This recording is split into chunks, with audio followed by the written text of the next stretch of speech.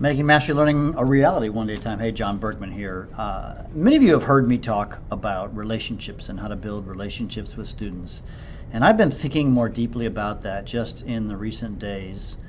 I was listening to a speaker, and the speaker was talking about how we raise kids. His point was, if you've got a 1-year-old or even a 6-month-old, and they might have a vocabulary of, let's say, 6 or 10 or 12 words, let's say a dozen words, and you're going to talk to them, are you just going to use those 12 words, but instead you're going to talk to them as if they're a little bit older, right? You're going to use 50 words because your goal is to teach the kid to improve on their language skills so eventually they could become fluent completely as an adult. And so what he got me thinking about was, as you're working with students, you treat them as if they're older than they are.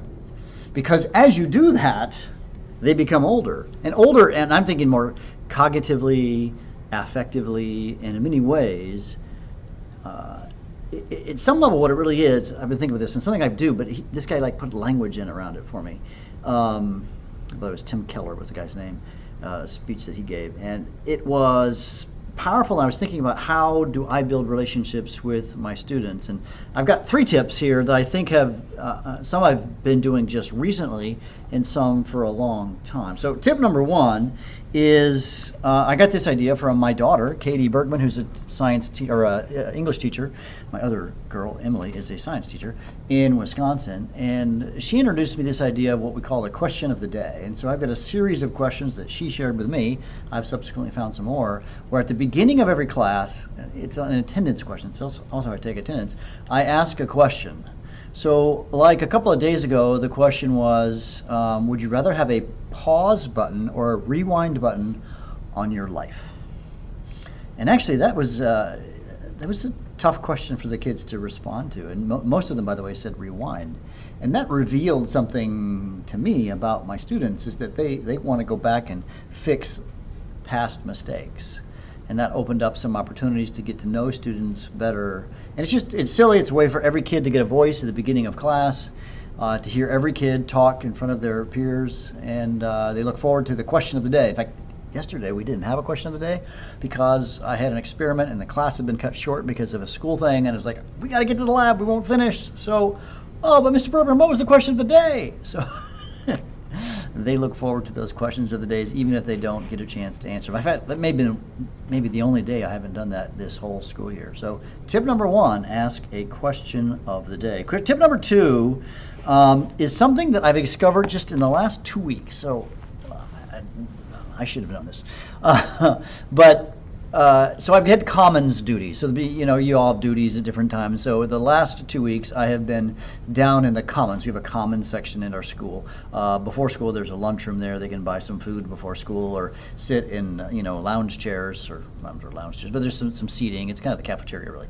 And because I'm just supposed to be there, because it's kind of my job, is to go there a few weeks every year. In the last 2 weeks, I had it 2 weeks in a row. And what I've discovered, crazy enough, is that all the students that I need to help the most with in Mastery Learning often are down there.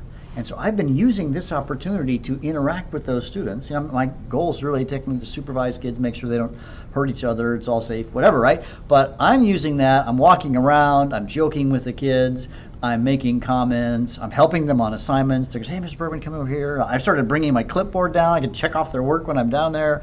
But I've seen it a great opportunity, and I had this idea kind of like in a dream last night, really, if that's true. Do you dream about your work like I do? I don't know. I do. And my kids, I thought, you know what? I'm like a super early bird. I come to school. I'm one of the first guys at school. I can get my stuff done in my classroom, be all set up. I can go hang out there like for 20 minutes every morning. And I'm going to probably see more bang for that time than any other time, because I'll be down there for students to come and get help from me. Where they're not like, come to my class to get help, come to my class to get the tutoring you need, and many of them won't, but I can go to them. So I'm not sure I'll do it every day of the week, but I think I'm going to make this kind of a regular part of my plan. And then the third one, something that I had an idea. I had the privilege, my school sent me to the Future of Education Technology Conference, and the keynote speaker there, whose name I have forgotten, sorry, Mr. Keynote Speaker, he was just talking about, how what was his topic? Like positive, not positive relationships, but how to have like a positive attitude, I think is the topic. And he's a Harvard guy or something like that. But one thing that he challenged people to do is to write a positive email every day. And as you write those positive emails, you will become more positive. I mean, truth be told, I can sometimes be a half glass full guy sometimes, and I need to be more of a, I need to be more optimistic than pessimistic, and sometimes I can be that way. I don't know if you're like that, but I am a little bit. But he's challenged us, and he says that might make you more optimistic.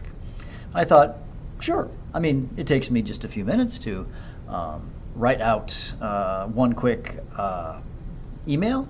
So I sent an email. Here, I got it up on the screen. Here the email says, I said something like that. I just wanted to brag about your son. And I send these to the parents, by the way, and I copy the kid. And if they're like in our special ed program, I'll also copy the special ed teacher. He truly gets chemistry. He's doing so well. At the end of last week, he was leading his lab group through some difficult calculations.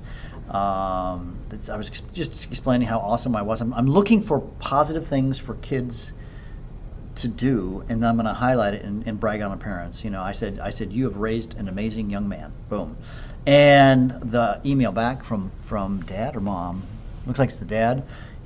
He says, we so appreciate you informing this. Or this morning I sent one out for one of my students who's really struggled a lot. He struggled a lot. And first of all, he's one of our SPED students, and he's just shown in the last few weeks. I was just like, this has been awesome. In fact, where have I seen him? He's been coming to me during that Commons time, and he came to me, and I noticed it. I've noticed that he's just improving and he's learning so well. And I bragged onto his parents. His parents were like, "Oh my gosh, all we ever hear are bad things about my son." And it made our day. And then he individually emailed me and said, "Wow, thank you, Mr. Bergman. Thank you for that email. That really made a difference for me." So. Yeah, I mean, tip number one, right? Question of the day. Feel free to, send me a message in my email or in the website if you want a list of those questions. Somehow find a place where they are. That's that Commons thing I'm doing, and then the positive emails that make a difference. So,